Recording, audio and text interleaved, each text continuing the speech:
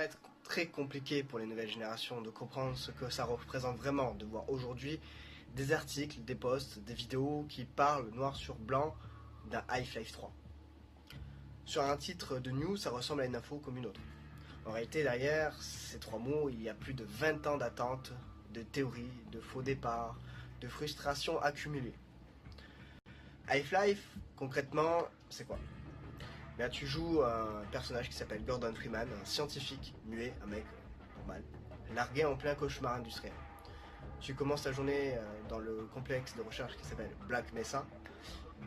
Perdu dans le désert, l'expérience part en sucette, une brèche s'ouvre, des créatures débarquent, tout se transforme en zone de guerre, et l'armée arrive derrière pour tout effacer, toi y compris. Dans Half-Life 2, on se réveille quelques... Et ce truc-là, c'est pas juste, ça a bien marché. Le premier Half-Life s'est vendu à plus de 9,3 millions d'exemplaires, en version boîte. À l'époque, il fallait aller physiquement au magasin, pas de Steam à promo à moins de 90%. Pas de réseaux sociaux qui transforment chaque scène en extrait viral. Il s'est pris quand même à 96 sur Metacritic, plus de 50 titres du jeu de l'année.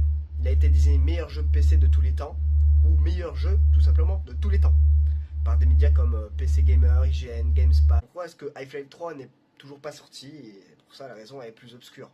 La raison est là. Valve, ce n'est pas un studio qui fonctionne comme tous les autres.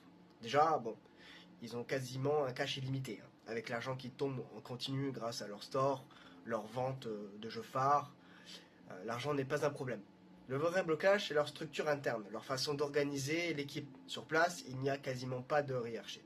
Les classiques, elles fonctionnent différemment. Pas de chef de projet au-dessus de tout le monde, comme dans la plupart des studios, tout le monde aux professionnels. Pour que ça soit plus parlant, on peut prendre un exemple à côté. On a GTA, là aussi une licence monstrueuse, qui a marqué plusieurs générations. Sauf que GTA a continué des suites, des épisodes majeurs, des remasters. Chaque génération a eu son GTA.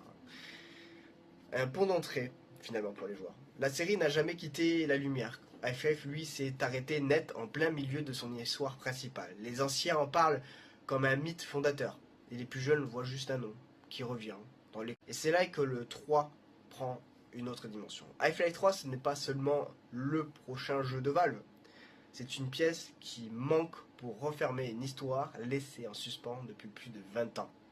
Quand aujourd'hui tu vois une publication écrire Half-Life 3 dans le titre, tu ne peux pas lire ça comme une simple info.